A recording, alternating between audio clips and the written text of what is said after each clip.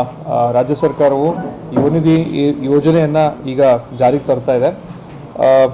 2022-23ರಲ್ಲಿ ವ್ಯಾಸಂಗ ಮಾಡಿ ಪದವಿ ಕೋರ್ಸ್ಗಳು, ಡಿಪ್ಲೊಮಾ ಕೋರ್ಸ್ಗಳನ್ನು ಮಾಡುವಂತಹ ಒಂದು ಯುವಜನತೆಗೆ ಪ್ರತಿ ತಿಂಗಳು ಪದವೀಧರರಿಗೆ 3,000, ಡಿಪ್ಲೊಮಾ ಹೋಲ್ಡರ್ಸಿಗೆ 1,500 ರೀತಿ ಸಹಾಯವನ್ನು ನಮ್ಮ ಸರ್ಕಾರವು 2 ವರ್ಷ ಮಾಡಲಿದೆ.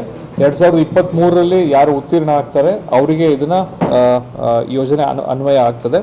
ಅದರ ಪ್ರಕಾರ ಎಲ್ಲ ಇನ್ನು ನಮ್ಮ ಧಾರವಾಡ ಜಿಲ್ಲೆಯಲ್ಲಿ ಇಲ್ಲಿ ತನಕ 2,091 ಯುವಕರು ಯುವತಿಯರು ಆ ಯೋಜನೆಯಲ್ಲಿ ಇವತ್ತು ಎನ್ರೋಲ್ ಆಗಿದ್ದಾರೆ. 2,091 ಇನ್ನೂ ಸಹಿತ ಭಾಳಷ್ಟು ಯುವಜನತೆ ಏನಿದೆ ಅವರಿಗೆ ಇದನ್ನು ಮಾಡ್ಕೊಳ್ಳಿಕ್ಕೆ ಅವಕಾಶ ಇದೆ ಅಂತ ಹೇಳಿ ನಮಗೆ ಅನಿಸ್ತಾ ಇದೆ. ಯಾರಿಗೆ 6 ಮಂತ್ಸ್ ಆದರೂ ವರ್ಕ್ ಸಿಕ್ಕಿಲ್ಲ ಆ ಥರದವರು ಇದರಲ್ಲಿ ಎಲಿಜಿಬಲ್ ಆಗ್ತಾರೆ. ಸೊ ದಯವಿಟ್ಟು ಯಾರು ತಮಗೆ ಇದರಲ್ಲಿ ಈ ಯೋಜನೆಯಲ್ಲಿ ಪ್ರಯೋಜನ ಪಡಿಬೇಕು ಅವರು ತಮ್ಮ ನಿಯರೆಸ್ಟ್ ಕರ್ನಾಟಕ 1 ಸೆಂಟರ್ ಇರ್ಬೋದು, ಗ್ರಾಮ 1 ಸೆಂಟರ್ ಇರ್ಬೋದು, ಅಲ್ಲಿ ಹೋಗಿ ಭಾಳ ಸುಲಭವಾಗಿ ಅಪ್ಲಿಕೇಶನ್ ತಾವು ಸಲ್ಲಿಸ್ಬೋದು.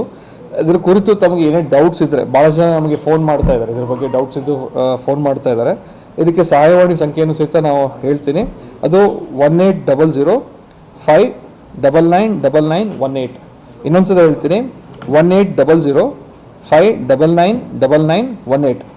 ಈ ನಂಬರ್ಗೆ, ಟೋಲ್ ಫ್ರೀ ನಂಬರಿಗೆ ಮಾತಾಡಿದ್ರೆ ಅವರಿಗೆ ಈ ಯೋಜನೆ ಬಗ್ಗೆ ಇನ್ನಷ್ಟು ಮಾಹಿತಿ ನಮ್ಮ ಎಕ್ಸ್ಪೆಕ್ಟೇಷನ್ಗಿಂತ ಇನ್ನೂ ಕಡಿಮೆ ಇದೆ.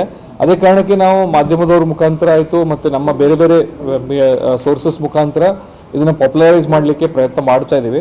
ನಮ್ಮಲ್ಲಿ ಕೆಲವೊಂದು ಡಿಗ್ರಿ ಕಾಲೇಜಸ್ ಏನಿದೆ ಅವರಿಗೂ ಸಹಿತ ನೋಟಿಸ್ ಬೋರ್ಡ್ನಲ್ಲಿ ಅದನ್ನೆಲ್ಲ ಗಮನಕ್ಕೆ ತರಲಿಕ್ಕೆ ನಾವು ಕೇಳ್ತಾ ಇದ್ದೀವಿ. ನಮ್ಮ ಹೈಯರ್ ಎಜುಕೇಷನ್ ಡಿಪಾರ್ಟ್ಮೆಂಟ್ ಆಫೀಷಿಯಲ್ಸ್ಗೂ ಸಹಿತ ನಾವು ಇದ್ರ ಬಗ್ಗೆ ಇನ್ನೂ ಜಾಸ್ತಿ ಪ್ರಚಾರ ಮಾಡಿರಿ, ಭಾಳ ಅನುಕೂಲ ಆಗುತ್ತೆ ನಮ್ಮ ಯೋಜನೆತೆಗೆ ಅಂಥೇಳಿ ಅವರಿಗೆ ಹೇಳಿ ನಾವು ಪ್ರಯತ್ನ ಮಾಡ್ತೀವಿ.